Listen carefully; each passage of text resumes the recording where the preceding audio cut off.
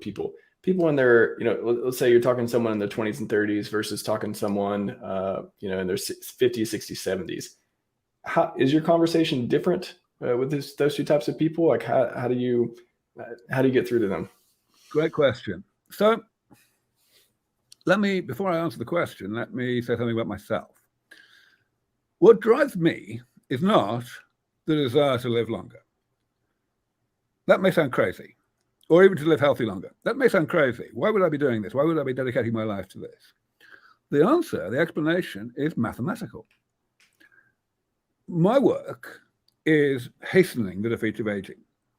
Though I say it myself, I believe that I'm probably hastening the defeat of aging more than any other single person in the world is.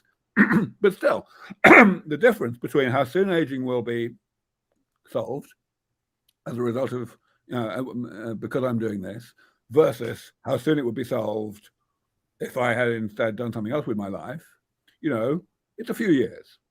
So if we look at me, we don't know when which few years. We don't know whether I'm going to be bringing it forward from, 2040 to 2037 or from 2140 to 2137. Now, in either of those cases, it doesn't make a difference to me because I'm not going to die of aging before 2040 anyway, whereas I am definitely going to die before 2137 anyway, right? So it doesn't make a difference. The only scenario in which it makes a difference is in the middle somewhere, right? Around maybe 2057 or something like that, right? And that means that if you aggregate, the probability, the improved probability that I have of making the cut and not suffering from aging, right?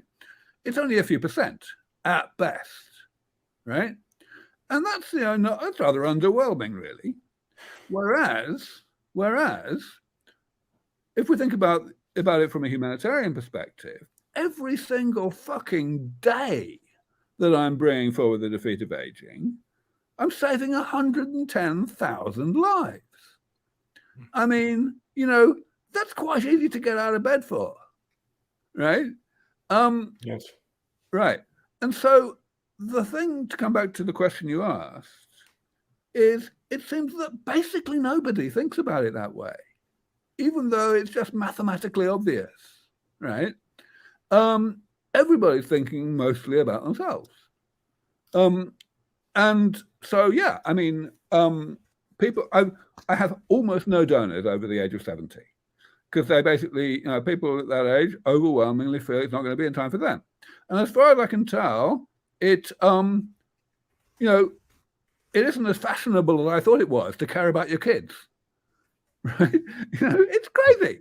Someone asked, have I ever had a conversation with David Sinclair? We've been very good friends for 20 years.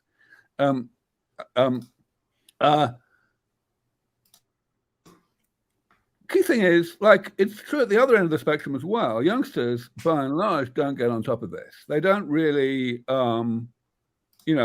think it's worth bothering with because it's going to be fixed by the time it matters to them.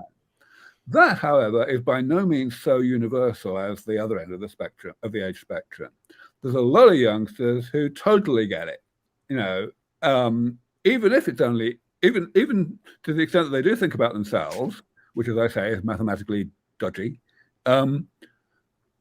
Still, they understand the uncertainty of the time frame for pioneering technology, and therefore they understand that it's worth having a go, even though it may be decades before it matters to that. So we have a number of pretty young donors in their 20s and 30s. We have a peak in the 40s and 50s, and then it goes down.